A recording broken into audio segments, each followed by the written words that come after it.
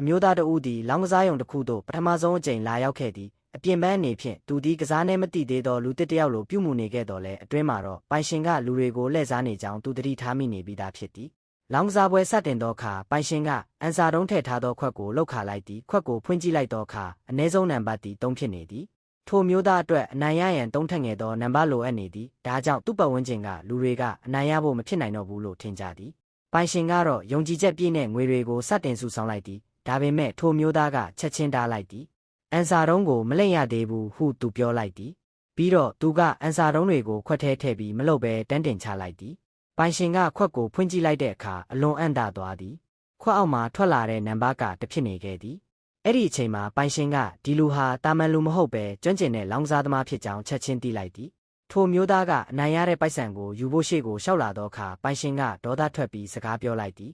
မင်းငါ့ကိုလှည့်စားတယ်အခုနောက်တစ်ပွဲထပ်ကစားရမယ်ပိုင်ရှင်ရဲ့လူတွေကလောင်းကစားရုံတစ်ခုလုံးကိုဝိုင်းပတ်နေသောကြောင့်ထိုမျိုးသားအတွက်ငြင်းရန်နေလမ်းမရှိတော့ခဲ့သည်ဒီတစ်ချိန်မှာတော့ပိုင်ရှင်ကသူကိုယ်တိုင်အလွန်သတိထားခဲ့သည်၃ချိန်ဆက်တိုက်အနိုင်ရခဲ့ပြီးဒီလူကိုထက်လှည့်စားခွင့်မပေးတော့ဘူးလို့ထင်ခဲ့သည်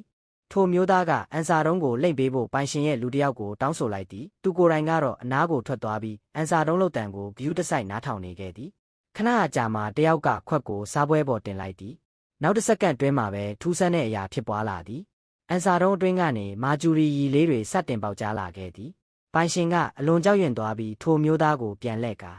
မင်းလှည့်စားနေတယ်လို့ဒေါသတကြီးဆွဆွဲလိုက်သည်အဲ့ဒီအချိန်မှာထိုမျိုးသားကရုတ်တရက်စားပွဲကိုလန့်ချလိုက်သည်ချက်ချင်းပဲလောင်းကစားရုံထဲမှာရှုပ်ထွေးမှုတွေဖြစ်ပေါ်လာပြီးလုံခြုံရေးတွေကသူ့ကိုဖမ်းဆီးလိုက်ကြသည်ဒါပေမဲ့ဒီအခြေအနေတစ်ခုလုံးဟာအဲ့ဒီမျိုးသားကကြိုတင်စီစဉ်ထားတဲ့အစီအစဉ်တစ်ခုဖြစ်တယ်ဆိုတာကိုတော့ဘယ်သူမှမသိခဲ့ကြပါဘူး